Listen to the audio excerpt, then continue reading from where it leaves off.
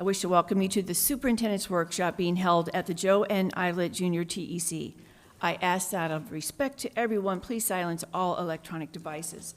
Also, if you have any material you wish to share with any board member, please give it to our Executive Assistant, Mrs. Morey.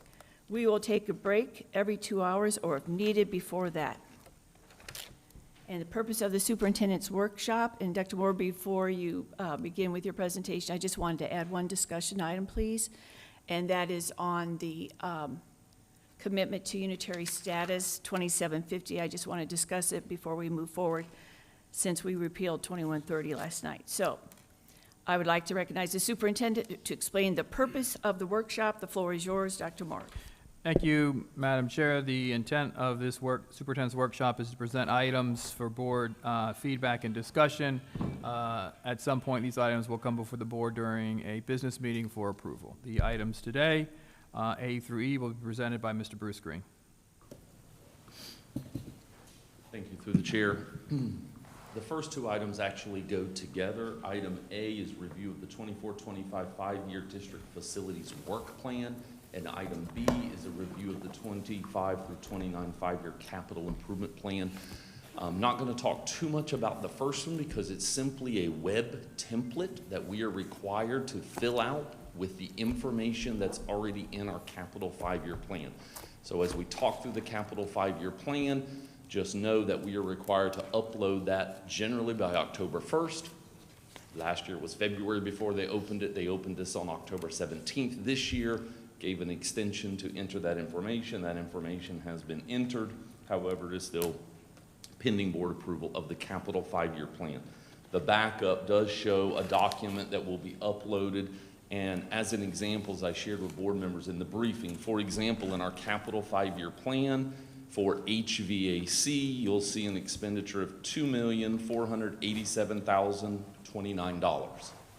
In this plan, you'll see $1.5 million on small projects, and then you'll see $987,000. You'll see the balance on Sebastian River High School.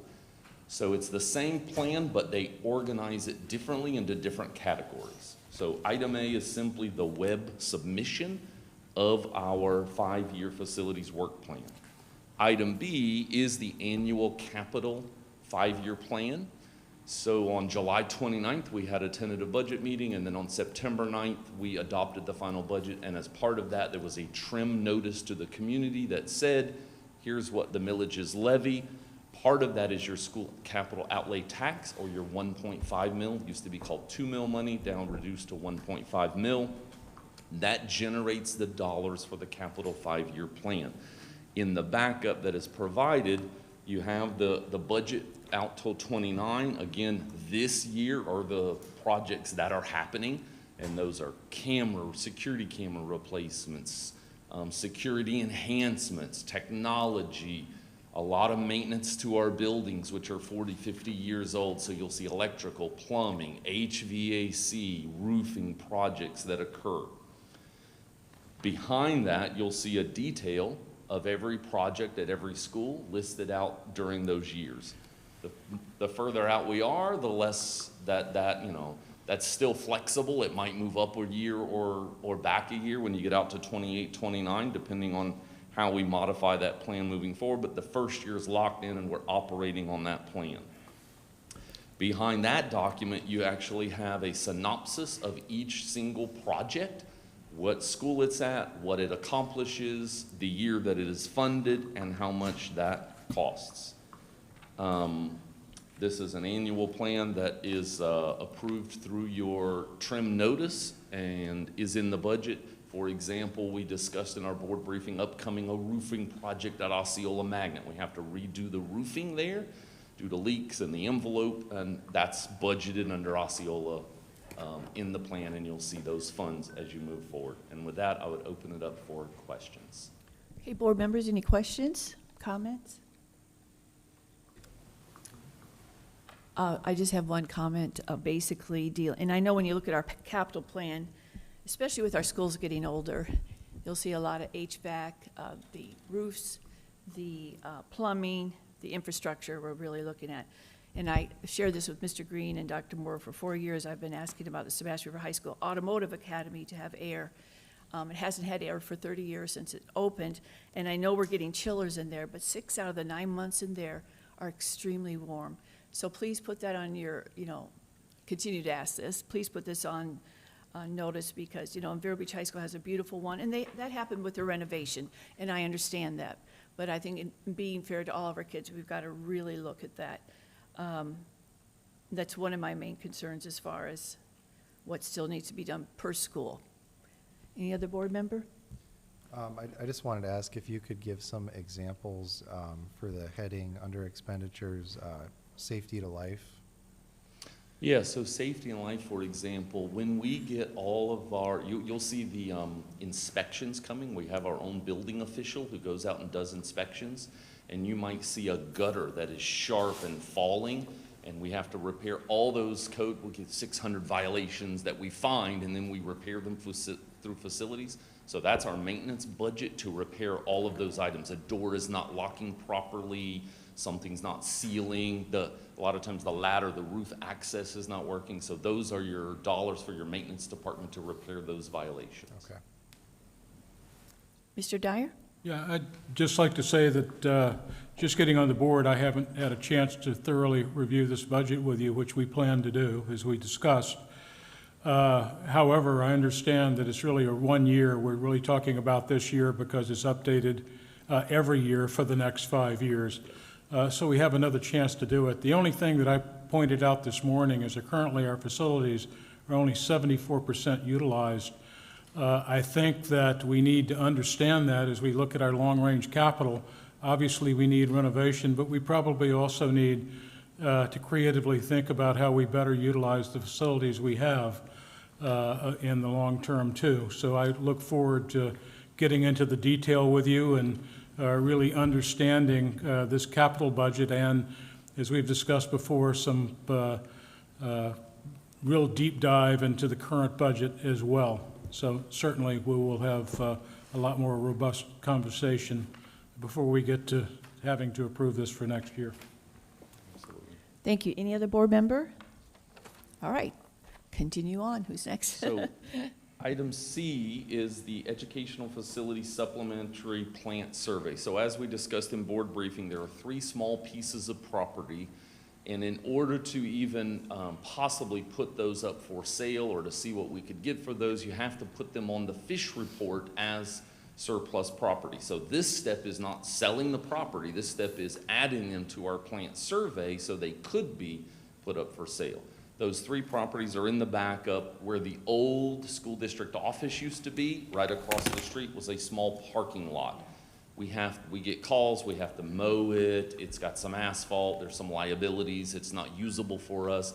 However, it's a usable, buildable lot in that area, so it might offer someone, they might offer us some value for that to be able to build a residential on it. It is a corner lot, but there is a lot, there's about a 2-acre lot off of US 1 and 65th Street by the Antilles. If you're familiar with that subdivision, it's a long, narrow strip. It used to be included with what I used to call the old Winter Beach School, which is now torn down, and there's a fire station in that area. We no longer utilize or need that small strip of property. And then there's about a 1.9 acre square. If you were to go due west from Home Depot in Roseland, down Roseland Road to like 129th, there's a 1.9 acre square piece of property there. So what this is doing is simply amending our plant survey. It's called a spot survey, to add those. They're not on there, they're not listed, to add them on there so we could look at possibly selling those in the future or seeing what we could get for them and what value. Ms. Rosario? Took this away. How much time is typically required, if any, between the moment that this is placed on the spot survey and the moment that we decide we're going to sell or put it up for sale?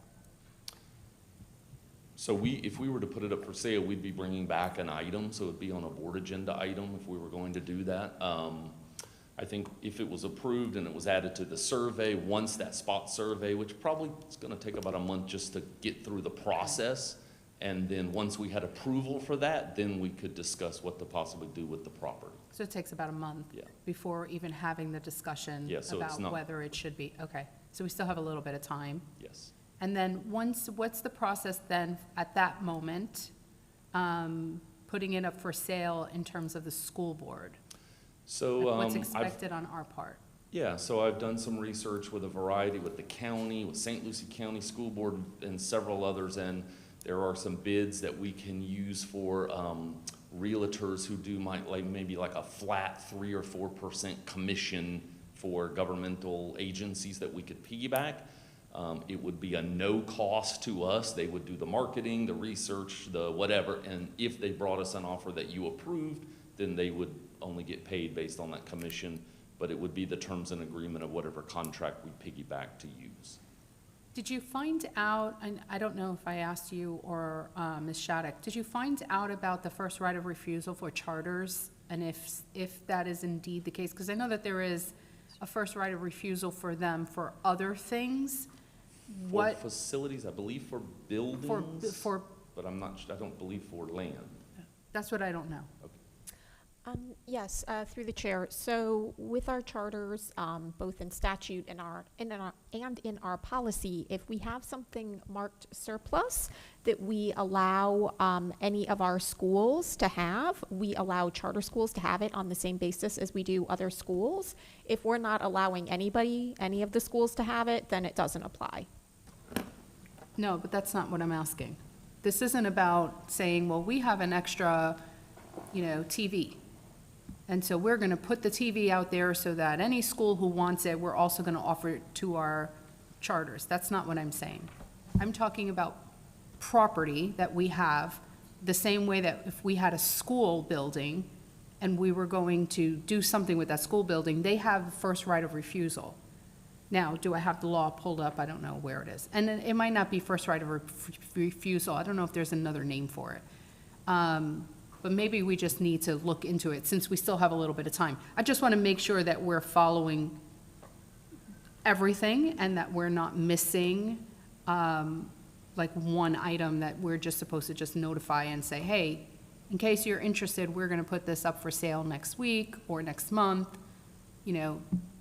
Take a look at it. If they refuse it, if we're required to bring this to their attention and they refuse it, so be it.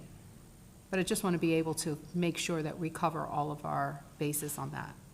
I'll follow up with Ms. Shattuck Okay, on that. appreciate that. Thank you.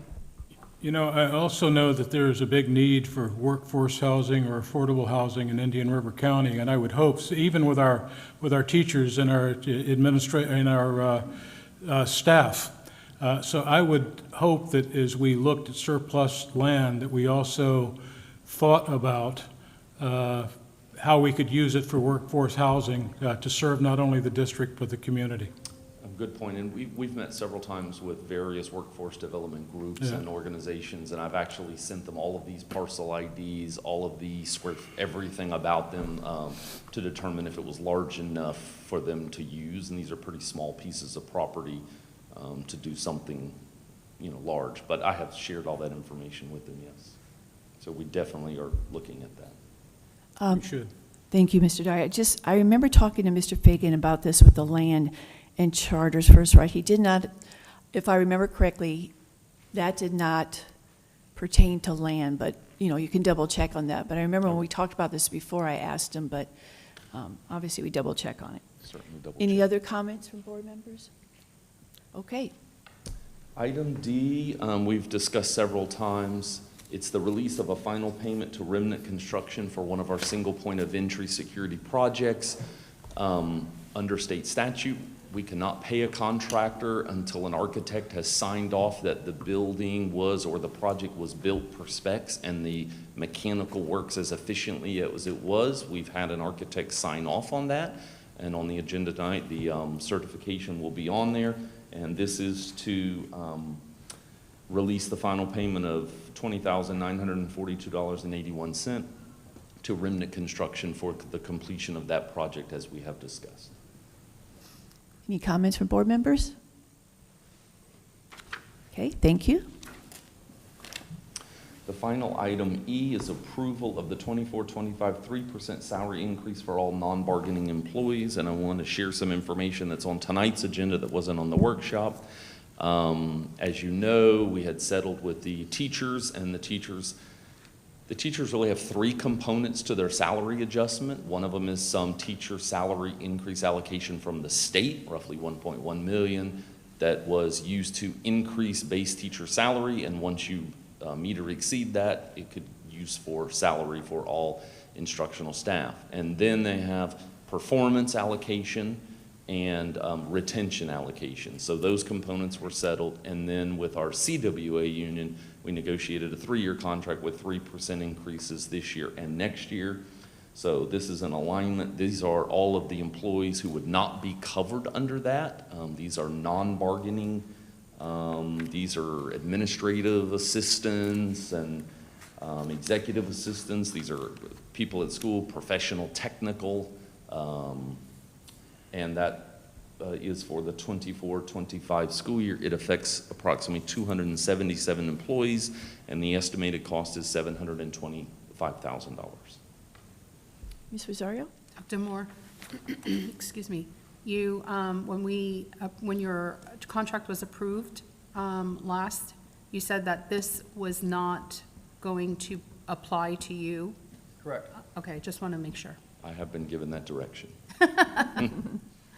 Anyone else? Again, just a special thank you for everyone dealing with negotiations with teachers, CWA, everyone, non-bargaining. I think they went pretty smoothly. Thank you. Madam Chair, that exhausts the superintendent's portion of the agenda. I will turn it back to you to facilitate the remaining items. Okay, the next one is a discussion item, resolution with the work group policy, public participation in board meetings, and policy 165 meetings. Mr. Dyer, the chair, the floor is yours. Okay, I had 3 items that I planned to bring on action as an action item in December. The first, let me read, was a discussion to amending the resolution of appointing to the IRC NAACP work group, proposing to amend the resolution in item 3 to appoint Mrs. Rosario until April of 2025, and to amend item 4 to read that in April 2025 to appoint a school board member to serve until the annual reorganization meeting of 2026. Any discussion? Board members? Yeah, where is this coming from? Because we already Well, voted. let me ask Can the I attorney. continue to Just ask? a moment, just a moment. Can I continue my statement No, before I'm- you let interrupt? Mr. me ask Dyer, the Mr. attorney- Dyer. The attorney, Madam- if, Mr. Dyer, Chair. she has the floor right Okay, now, and then great. you will respond. Thank you. great. Where is this coming from? Because the board already took action on this in terms of the resolution. The action that the board took was for me to remain on there for 1.5 years. It seems like you just want to have me on there for 1 year and then have someone else be on there for 1.5 years later on. Well, it could be you. So my question is, where is this coming from? Because it doesn't align with what this board, the previous board From already. the same place to rescind 2130 came from. I'll be happy to rescind the entire, rather than amend it. I thought that if you had a term through April 25, that was great. And then I would be happy. You have taken away a vote that I think is very important for me in my first year on the school board. And so I want to be able to vote. I am happy to vote in April, as it was originally scheduled, but a self-serving resolution passed that denies me a vote that I can literally, that I am able to take during my first term, I will take. I will put this action item on. So that's where it's coming from. Okay, So we can either rescind it or we can amend it. I will get discussion as to what would be best to do from the attorney. Or maybe can I amend Chair. or rescind that resolution? Through the chair, so if you are going to change this, one way to do it it would not be for a motion to rescind, it would be a motion to amend something previously adopted, and Well, then you that's could what make I'm trying amendments to to do. something that was Yes. previously adopted, Yeah. such as to Okay. change the term, like you were saying. But I could Instead 100% of November to April. amend it too, like we did last night. I could 100% amend the resolution. You can make a motion, it's the Yes. board's will, Okay. so it would Right. have to be seconded, and then there would be discussion, and then What it I'd would like to require a discuss vote is by just the to majority. amend it to, for her term to be through April 25 as it was originally scheduled, and then for the board to vote. I'm open to whether that we make it for the next person to serve in kind of a stub year from April through December 25, or all the way to 2026. And the reason why I picked 2026 is because this board will be here through 2026. In 2026, we ought to give a new board member a chance to have a say in this committee if it keeps going that long. Hopefully, you're going to solve it by April, and that we won't have to even worry about this going forward. And this, Chair? and yes, and this is discussion time. Obviously, we don't bring any items for action, but this is where we have a discussion, and I appreciate that. Ms. Rosario? Thank you. So it seems like you just want to discuss this item, and you said that we took a vote away from you, but you weren't a board member. I am now. So, Madam Chair. Yeah, let's just make sure we wait to be Madam Chair, recognized. Thank you. Ms. Rosario has the floor, and then You Mr. weren't a board member when we voted on this. You weren't a board member, so you didn't have a vote. So nobody took a vote from you. You're making this very personal, and you cannot make this personal because this has nothing to do with you if you are not a board member at the time of the vote. You weren't on the agenda, you didn't have a vote for that, and so you didn't have authority regardless of you being a board member now. When the item passed, you didn't have authority for that vote. So what I'm curious about is why this particular item and not everything else that was a voting item for the board since the election. Do you want to respond, Mr. Dyer? I think I'll take any other comments. I've heard her comment. No, that's not a comment, that's a question. I've heard her comment. So I have what's no- I Just curious, a have no- moment. Mr. I Dyer have- has the floor. Thank you. Go ahead, you have the I floor. have no comment. so I would think that if you want to engage in a discussion, that you would discuss instead have of sent- ignoring a question that a board member is asking you. If this item is important, why weren't all the other items? So why aren't you bringing up, for example, on August 26th, we voted for donations and grants. On the same board meeting, we voted for the CWA and the IRCEA contracts. We also had public hearing on those days for other policies. This one, that seems to be something that you've said publicly that is very important to you, is our final budget hearing. That was on September 9th. Why not bring those items forward, the millage rates? Why not also say, or accuse this board of taking the vote for the naming of Dr. Ronald Hudson's administrative building suite, because we may have taken that vote from you, or any other appointments to other positions. I mean, there are so many items that we have taken a vote on since the August election. Why this one particular item? I have no further Okay. comment, and I just liked, Dr. Pasca, go ahead. I really have. I guess, you had said that, Mr. Dyer, that you felt like a vote was taken away from you. I'm just not sure I understand how that she was happened. appointed through April of 2025. And I am happy for her to serve through April 2025. In April 2025, I was eligible, I should have been able to vote in my current elected position. This was done after I was elected, by the way, or I was, Doesn't matter. I won the election.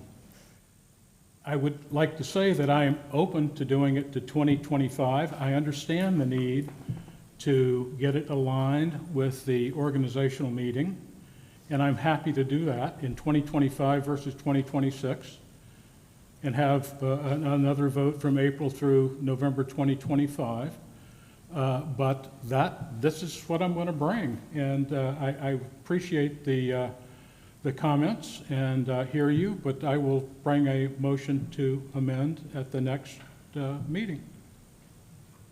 Go ahead, Dr. Pascal. So I appreciate the explanation. I think that's a little different than the explanation you provided via email, though. In the email, I believe that you were saying that this is a vote that you had the right to participate in. Basically, at this meeting we had just a short time ago, the organizational meeting. I had And a in that right- email, Go ahead. right, so I mean, I just want to make it really kind of abundantly crystal clear. We've never done this during the organizational meeting, so the email, the facts in the email were not correct, that you somehow had a right to participate in this. And I was very surprised in the email, too, that you threatened to sue everyone, basically if you didn't get your way to participate in something that you clearly had no legal standing to participate in. I did not threaten to sue everyone. I said that I would protect my rights. And the best way to protect my rights is procedurally as an elected board member, and that's what I'm doing. So you did not. specifically threatened a I said lawsuit against people? I did not specifically threaten a lawsuit. I said I would take whatever needs necessary, legal or procedural, to protect my rights. And I am taking the procedural. I did not and do not intend to take any legal measure. Okay, but I'll just make it, I want to make it clear, in the email, you made a threat to pursue legal action against us if you did not get I did not. the ability to vote on I did not something. make a threat Okay, to all pursue right. Interrupt legal me. action Sir, against you. sir. Moment, Don't just a interrupt. moment. Dr. Posca has the floor. Do not interrupt, okay? You sent an email and you threatened everybody with legal motions if you did not have the ability to vote on something that you clearly had no standing to even be a part of. What I'm saying here today is that was delusional. And to go out on a limb of your delusions and make threats of a lawsuit to start your career here at a board is disgraceful. Okay. Madam Chair. Thank you. I I'm appreciate still- your comment. Madam Chair, I want to say something, Mr. Rosario, and then I'll come back to you. thank you. If you look back at the resolution vote, I did not vote for it. I just don't think that's how you get placed on a committee. And as we all know, board members can bring up action items whenever they choose to do so. Obviously, discussion items are always welcome at the workshop. Action items, if they're going to go on the agenda, we need to follow the policy that we have 8 days ahead of time for Dr. Moore to get it out to the public 7 days ahead of time, unless it's an emergency, and we all understand that. But I just think that, as far as, we've had situations where board members said, I want to throw out an item, I want to do this, and then we vote.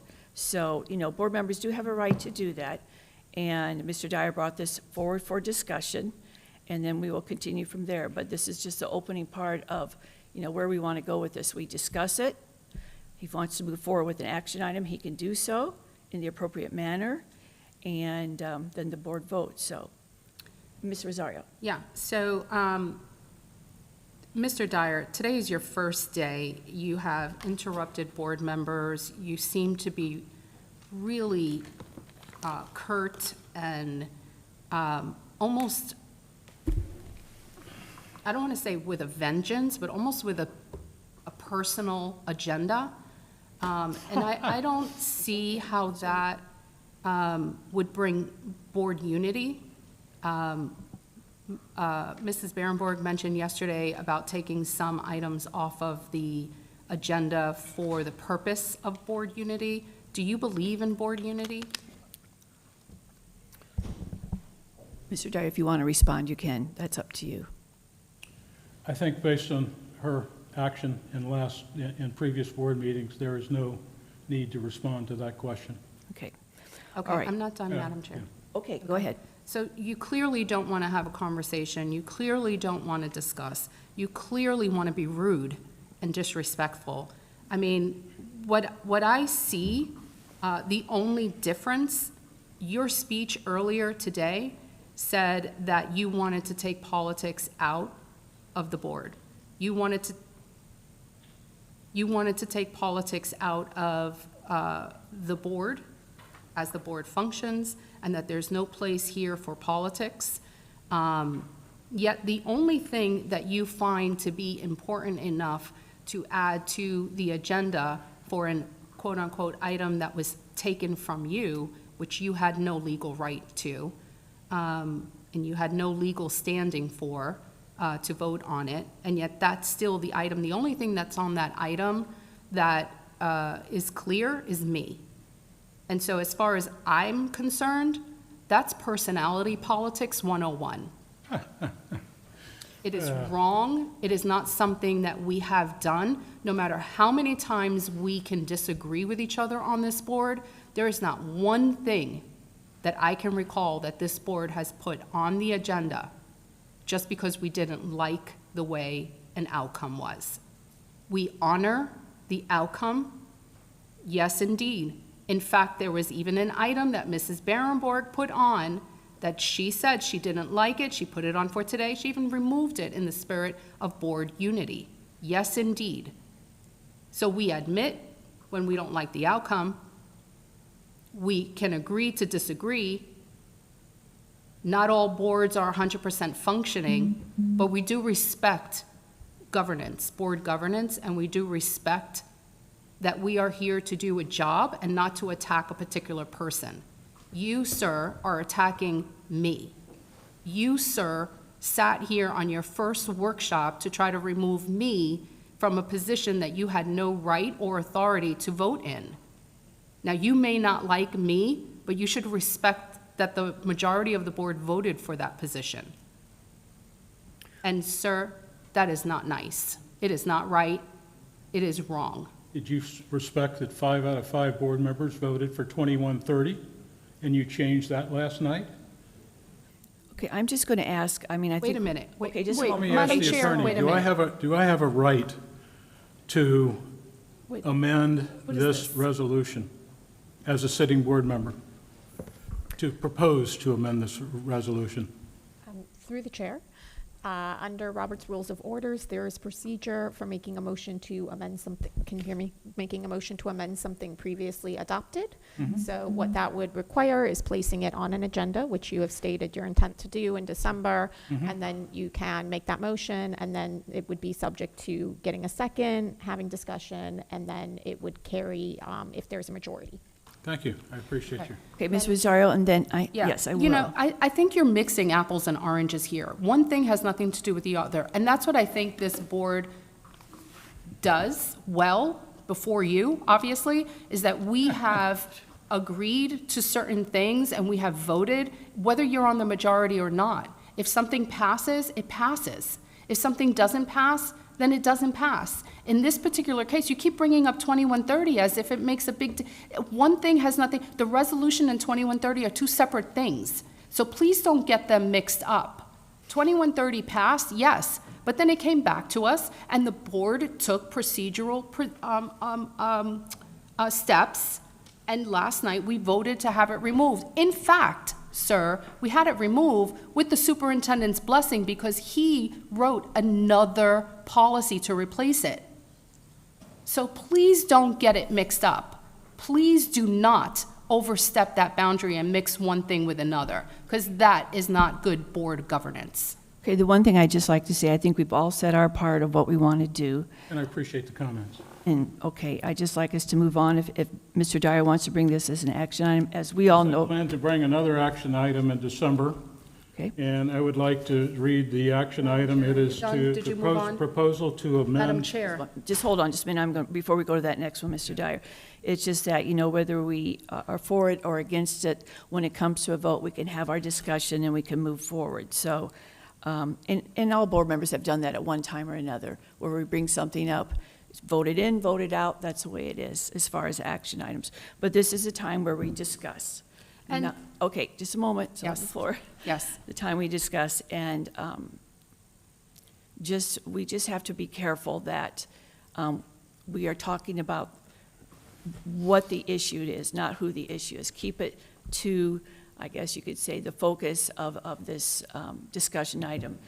And I'd like to move on if anyone has any more on this one. I do. And I would appreciate if the chair would make it clear that part of our procedures and our protocol, specific protocol, is that we do not actually bring forward an item as an action item. We do not do that unless we have board consensus at a workshop. That is our protocol. That is our practice. That is what we do. If there's no consensus, then we do not bring an item, and that's typically how it is. Now, could a board member do it? Yes, sure, certainly a board member can. But we like to honor our protocols and our procedures and how we've been doing business as is. It's only right to do that unless, of course, there are other extenuating circumstances. But that said, it's up to the chair to make that clear at this point, and our attorney, because obviously we're not really getting anywhere with Mr. Dyer. I'd also, Madam Chair, I'd also like for you to make it clear that you're the one who calls the items that come up for discussion, Right. rather than just go straight into it, rather than a member try to control everything. All right, so we've finished the discussion on that first item. And Mr. Dial, we will go to your second one for discussion. The second one's going to be a proposal to amend PO 0165 to strike the sentence with video will include faces of speakers and reinstate the deleted majority of the members clause in the special meeting paragraph. Be Okay. happy for your comments. Thank you. Discussion? Yeah, it's already in there. The majority is already in there. We voted on this already. It's already a policy right now. And if you go to that paragraph where you want to put in the majority, it's there. No, it says one, the last I read it. No? Just a Keep moment, reading. let's take a look at that one. Are you trying to remove board majority, or are you trying to? No, I was trying to add board majority. The way it read is like the House of Representatives, where it was one person could call a special meeting. I thought that we at least needed a majority of the board to call a special meeting. Keep Uh, reading. just a It's moment, in yeah. there. Ms. Rosario, Did you please guys wait to see be that? recognized. Mr. Dyer and Ms. Rosario, please wait to be recognized so we could take a look at that. But Mr. Dyer, the majority is in My there. computer went out again, so I have nothing, so anyway. The majority is in there. Let me see if I got it in paper. All right. Yeah, because it would have to take that, because we would need a The quorum one copy anyway. that I have, that I did, it strikes majority of the members of the school board. It said, what it says in this particular one that I'm looking at here, unless it was changed since I've got this copy. Keep reading. This is. Please wait till you're recognized. I just want to make sure I hear everybody. Yes. Thank A you. maj- But, a majority of the school board is needed in order for a special meeting to be occurred, so it's just the way it's worded. Okay, it's just different wording, then I It will was. It was crossed out at one draw that. time, Right, and then now it's at the end. So I think we're good there. I think we're good there. okay. And the last one, 165, Mr. Dyer, for, yes, ma'am, I'm sorry. We didn't hear any comments, if any, from Mr. Posca. Dr. Posca on that one. I mean, Majority. Dr. Posca. So are you trying to change the wording regarding majority, or no? No, no, absolutely not. Okay. What I wanted is to make sure it was in there. I misread, I saw it struck out, and it looks like that he was added in a different sentence. Yeah, no, it's literally like the next sentence, Yeah. it's there. All So right. you don't want to do anything with that? You Not with the just- majority. You just piece. misread it. Right, right, Okay. yep. No, he wants to remove the cameras. So just for a little bit. Ms. Rosario, Yes. you have the floor. Just for a little bit of context, we've always had the cameras on people, always. The only time that stopped was because the superintendent made an administrative decision without notifying the board. Without notifying, the board runs the meeting. Board corporate, not one person, board corporate. He didn't have a right to do that. So we went a year without the camera on people. So putting it in here has nothing to do with grandstanding or anything like that. It's just a matter of establishing that it is the board's meeting, not the superintendent's meeting. Okay, any other comments on that one, Mr. Dyer? You good? Got it. So I guess I have a Dr. question. Pasco, yes. What's the purpose of changing it? What's the reason? I have watched board meetings for the last year with the camera only on the podium.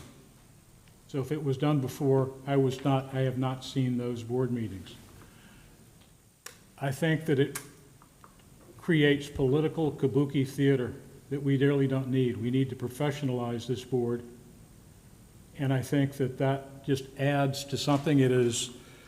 Makes it more of a production.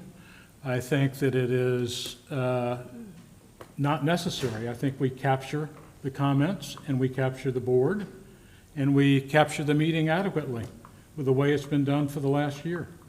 And so that, to me, just we don't need to add any more drama to the drama that we already have on this board. Okay. Dr. Posca? Yeah, I mean, I think that's why they took it off of people's faces and showed their backs over the last year, but I don't know that it had any real effect on anything. If you were to look at those meetings, there were the same number of stage kind of activist presentations, even networking with CNN and authors of the banned books and things that work together to stage their public speaking together.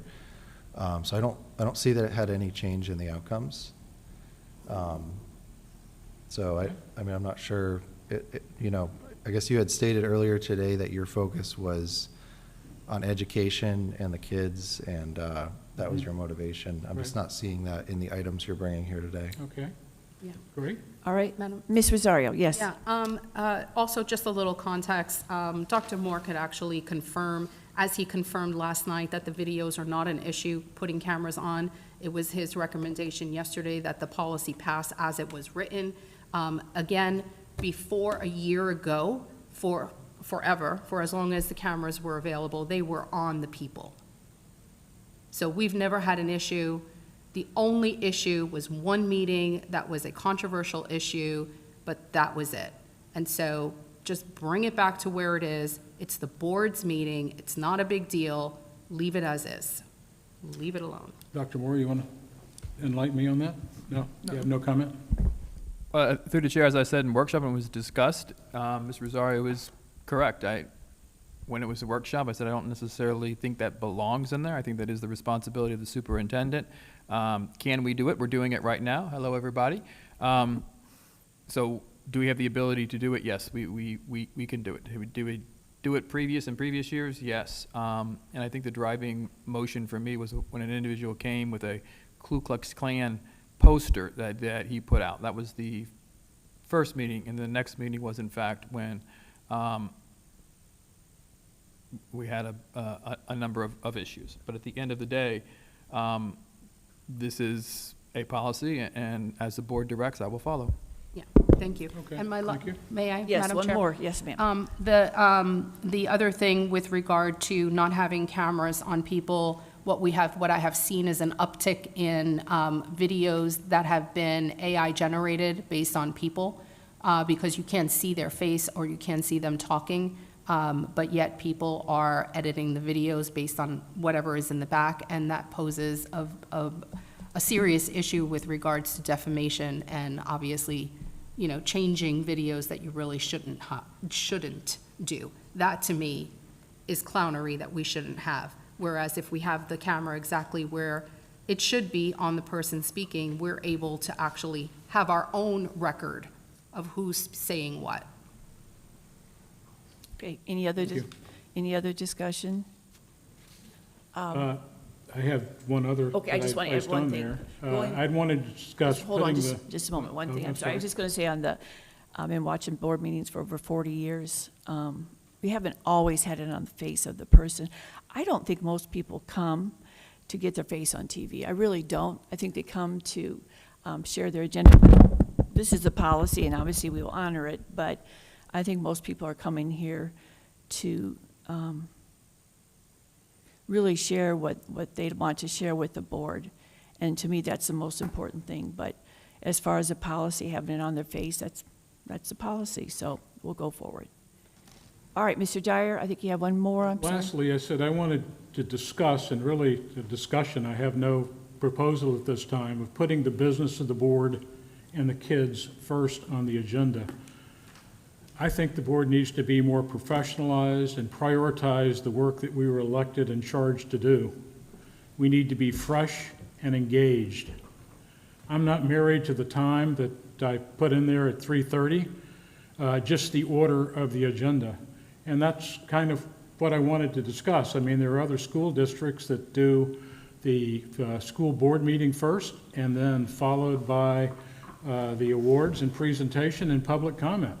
Public comment will be at in the original proposal that I put in here, or thought, would be at the exact same time, so everybody can comment. Any action item can be commented on in the board meeting. And I would say that, you know, as I have watched the board meetings go to 10, 11, 1 a.m. In the morning, it's just not right to do the business of the kids and the business that we're charged to do last. We really need to do it while we are fresh, engaged, and can really professionalize some of the things that are doing. Nobody wants to meet at 1 a.m. in the morning and to be discussing serious matters of the board. That's totally open for comments. There's no proposal other than suggesting that we look at how other school districts do it, and if there's a better way for us as a board to meet. Okay, thank you. Dr. Pasco? So you're suggesting maybe moving the public comment towards the end of the meeting?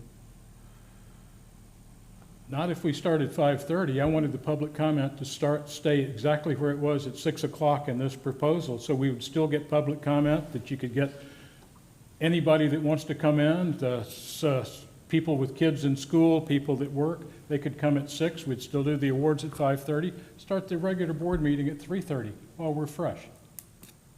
I mean, logistically, that might be difficult because we would run through those other scheduled events mostly. So, we would have to like gavel out of the meeting to do the presentations. We had to, we could do that. Yeah, I mean, that would be disruptive. Logistically, it probably wouldn't work. Ms. And Rosario? maybe it needs to be at what time we can do it logistically, maybe 2 o'clock. Miami-Dade, which is a huge school district, does it at 1 o'clock, I believe, right? What time, 11 No, o'clock I or have 1? that. 11 o'clock. 2 hours of awards. Yep, Okay. yep. Dr. So Pasco? I mean, I would strongly recommend keeping the meetings and time where the public can comment after general work ends, which is how we've been doing it, because anytime you're going to be moving it up, people who are working aren't going to be able to make it. So they're not going to be able to watch the meeting, they're not going to be able to comment on action items. And then public comment will be moved to kind of a nebulous time period after the meeting that no one will really try to attend, probably. How many people comment at 10 a.m. or 1 a.m. on action items when the meetings ran that long? We've never had anyone We've comment. never had it. Because we don't do our meetings in the morning. Yeah, we just, No, I mean 10 10 p.m. p.m. or 1 a.m. We don't have We've always meetings had, that late. this district always hasn't had citizen input at the beginning. We have had it at the end years ago, but Ms. Rosario, and then I'll pitch in here. Yeah, this is another non-issue. We've never had an issue with our meetings the way that they are now. In fact, they're much more conducive to the public. What I find disturbing is that you seem to think that the business of the board is not the public, where we are elected officials of the citizens of this county. We are here to be the voice of the people. We are supposed to be the government body, the local government body, who allows the citizens, gives the citizens, we're required to give the citizens an opportunity to come and petition their government. You cannot, according to the Sunshine Law, you have to give them a reasonable time. In our business, we are not a 9-to-5-er, we are not some other kind of, organization where we can create our own hours and then, obviously every district runs differently, but you have a 3:30 meeting, you are cutting out the entirety of our number one clientele, which are parents. Every single parent at 3:30 is picking a child up from school or bringing them to a sports activity or engaging or having their kids in after-school programs, bringing their kids, picking their kids up from after-school program, every teacher will be cut off from being allowed to come to a school board meeting. None of the teachers, none of the IRCEA workers, none of the CWA workers, our principals are in schools, our assistant principals are in schools, our maintenance workers are in schools, our bus drivers are driving the buses. They will never, ever have an opportunity to come to a board meeting that early. That is inconceivable. I does think, I'm Martin still County- Just a moment, talking, just a I still moment. have It's all the right. floor, Yeah, please. Just a moment, please. Thank you. I do not agree that our meetings should be changed to 3:30 or anything less than what we currently have. Our business of the board is the people. Our business of the board is the school district. It is the parents. It is the teachers and the administrators and the district staff. That is what we are here to do, to work for and to hear and to allow to petition for us. You mentioned Miami. You can't, again, mix apples and oranges. Miami is an entire Megillah altogether. Miami's agenda is like 12 to 20 pages long on an average business meeting. I mean, they have their own police department. You cannot compare Miami to us. They start at 11 o'clock in the morning. They have 8 and 10-hour meetings, sometimes up to 15 hours a day. And Dr. Moore can confirm that. That's a totally different monster altogether. And they do not have citizen comment at 11 a.m. They actually have it at 5 p.m. because they allow their citizens to come and address them at an appropriate time for them. Even if we started at 3:30, sometimes our meetings are only an hour. Sometimes we have very short meetings.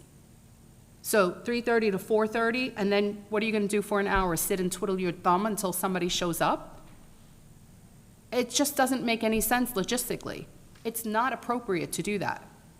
The other thing that I will say about citizen comment is, it's not only the citizens that comment at a particular action, for a particular action item, that we are required to hear. We are also required to allow citizens to comment on other things. Citizens can comment on anything that they want during citizen comment. If someone brings up something here that is critical, something emergency, something that is of dire straits that we hear as board members, we can immediately make a motion to add that item to our action item right then and there, and charge the superintendent with making sure that that item gets addressed. If you have a citizen speak after action, you can't do that. Our job is to weigh our votes on an item or the rest of the meeting based on what citizens tell us from the onset, not post. If it is post, you know what's going to happen? Our meetings are going to be lengthened. You know why? Because you're going to have board members say, gee, I wish I would have heard that before. I want to rescind my prior vote. Or I want to amend my prior vote that I just made. Or let's discuss this again because I didn't know that. I should have known that before I voted. That happens all the time. It just happened with me and my HOA. They wanted to put citizen comment at the end. Thank goodness they allowed me to speak before they voted on an item. It changed their vote. That's our job. Okay, thank you. I'm sorry, yeah. Well, that was Miami. There were several other board meetings that were mentioned in the item that I just wanted to bring up. You mentioned Martin County. You said that Martin County starts at 3:30 p.m. They do not. They start at 4 p.m. You said that they have their business meeting, their public comment at the end of their meeting. They do not. They have it at 5 p.m. Duval County, just for reference, meets twice a month. This is why you can't really pay attention or compare us with other counties because we have to make our own individual decision. Duval has 2 meetings a month. They start at 6 p.m. Hernando has 2 meetings a month. They start at 6 p.m. Collier has 2 meetings a month. They start at 5 p.m. Tallahassee has one meeting a month. It starts at 6:30 PM. Brevard is interesting. Brevard has 2 meetings a month. One is in the morning, 9 AM, and one is in the evening to accommodate for their people, to accommodate for everybody, obviously, who works 9 to 5, and then those who do not and want to show up at 9 AM. They do not have their public comment at the end of their meeting. They have it at the beginning, right about the same time that we do, at the beginning, or whatever it is that I just said. Martin County is the only one that's odd for me. They do start at 4 PM, but not Martin, St. Lucie. Martin starts at 4 PM. They have citizen comment at 5. I mentioned that already. Leon County starts at 6 PM, and they have citizen comment at the beginning. I mentioned Brevard. St. Lucie is the only one that is odd. They start at 5 PM, and they have their citizen comment at the end. And it's called unscheduled speakers, which is kind of odd to me. So I don't agree with any of these proposals. I think that we are fine the way that we have run. The other thing that I will say about a 3:30 meeting is that we have a district of leaders who are sitting here with us, primarily Dr. Moore's cabinet, at 3:30 PM. As it stands right now, our workshops are from 12 to 4. And then we start our meetings, we have some time after. We start at 3:30, and if we have workshop and meeting at the same day, it throws everything off. There's no need for this. Thank you, Ms. We've been fine functioning as is. Thank you, Ms. Rosario. Just a couple comments. I think it's important for our parents to be here. I think 6 PM would work. We used to have 2 meetings a month, and right now, I think it's working pretty well with a workshop and a meeting. Sometimes they're on the same day, sometimes we separate the workshop from the meeting, but I think it's important for our parents and citizens to be here. With just 1 meeting a month, I think it's something that they can do. 6 o'clock is usually doable. As far as citizen input, we used to do it at the end a long time ago. I know a couple counties in the state have done, okay, if, let's say we start at 6, let's say citizen input still going till 8 PM, we take a break, do the business of the board, so we're not here till 10. Some of them have done that. As of late, our meetings have been pretty good as far as citizens coming in, speaking, giving us their feedback. Our meetings have been pretty decent as far as getting down in time, usually by 9 o'clock, usually. But anyway, with just 1 board meeting a month, I think it's important that if our parents want to attend, they can attend. And when we talk about discussion items, just in general, anyone has the right to bring up a discussion item at the board. And I think for the most part, we need to really look at the issue and not make it like we're attacking one person or the other. Everyone has the right to bring it up. We've all brought up stuff or that it gets voted down. We all brought that up. But you try to discuss it with your board members, and they make a decision when you have an action vote. But, I appreciate you bringing this up and talking about it. That's all you wanted to do, is discuss it.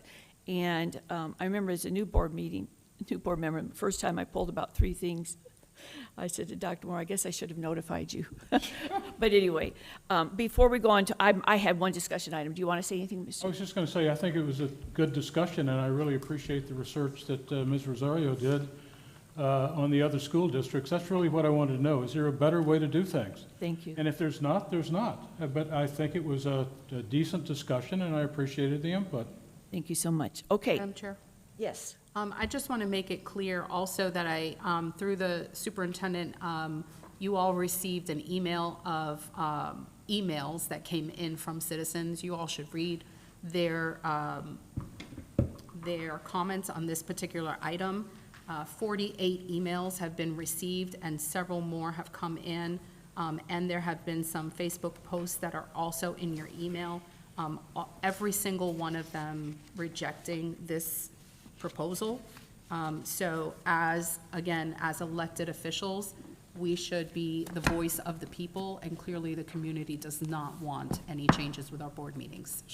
So just ahead. so I understand procedure and policy of the board, anytime that there's a workshop agenda item, we should each go out and solicit citizen comment and have them write emails to the board to, is that the way that you guys do business? If that's the way you do business, then great. Sure. That's the way we do business?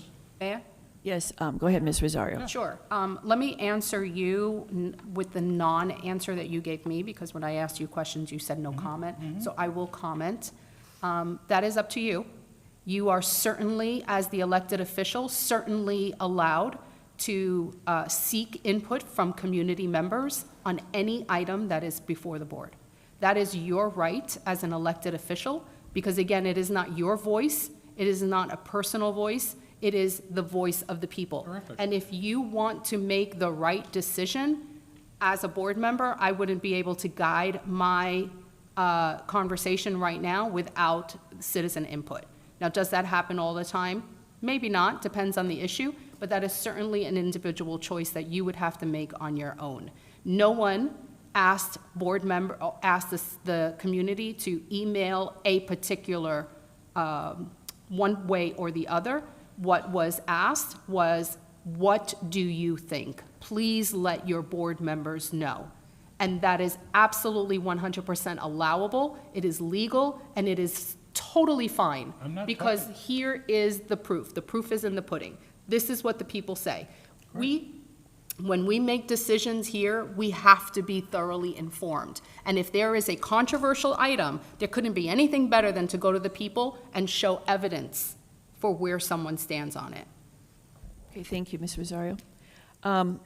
I brought up one thing, Dr. Moore, and just simply since we repealed 2130 last night, and you have presented 2750 to us, and I'm not sure of our timeline now, but with 2750, I want to reiterate at the end that I did not want to have the green factors in there because I believe it should be according to the joint plan. So what is the timeline of you getting this to us, getting it to the public? What are we looking at here? Just after last night, I wanted to make sure. Thank you, Madam Chair. The item is currently out for public hearing. It'll come back to the board in December for approval.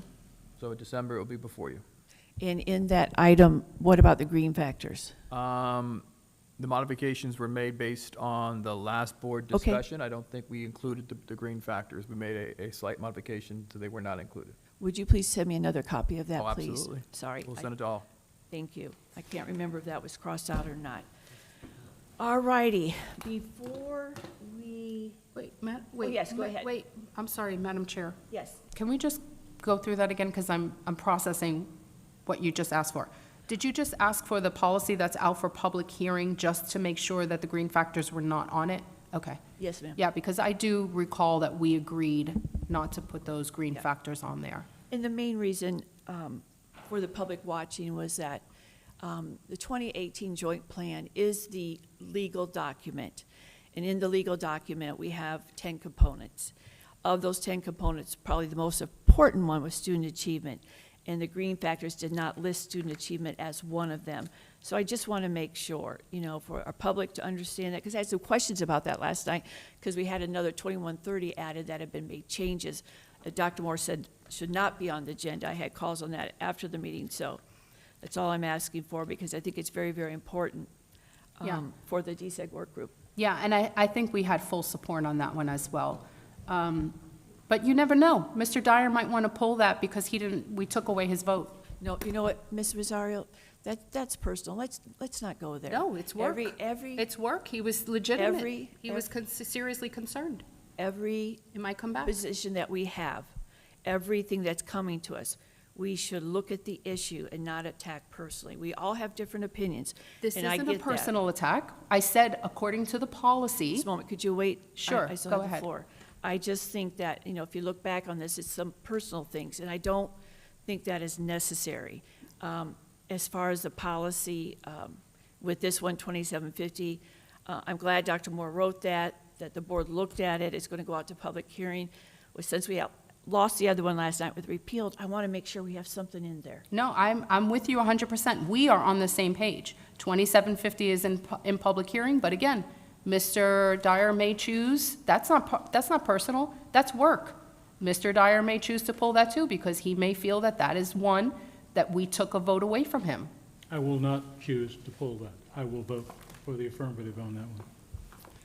Okay, any other sharing before I adjourn this meeting? Dr. Moore? No, we're done. Good. Dr. Pasco, Ms. Rosario, Mr. Dyer? Okay.